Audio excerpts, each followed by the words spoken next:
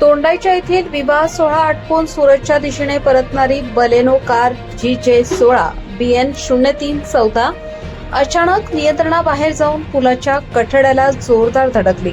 या भीषण अपघातात एकाच कुटुंबातील 8 जण जखमी झाले असून त्यामध्ये 4 लहान मुलांचाही समावेश आहे। अपघाताची माहिती मिळताच स्थानिक नागरिकांनी तत्परता दाखवत जखमींना तात्काळ रुग्णवाहिकेद्वारे नवापूर उपजिल्हा रुग्णालयात दाखल केले।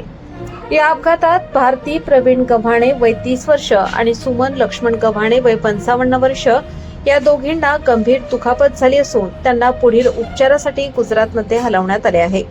इतर 6 जखमींवर प्राथमिक उपचार करण्यात आले असून त्यांची प्रकृती सध्या स्थिर आहे।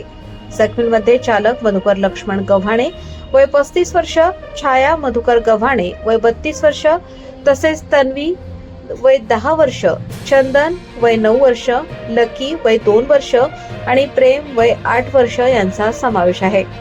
असे सर्वजण सुरत येथील पांडेसरा परिसरातील रहिवासी आहेत।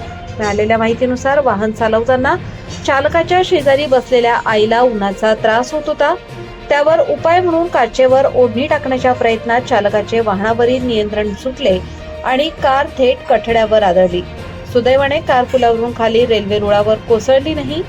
अपघात इतका भीषण होता की कारचा पुढील भाग पूर्णपणे चक्काचूर झाला। जखमी महिला आणि लहान मुलांच्या आक्रोशाने परिसर हादरला।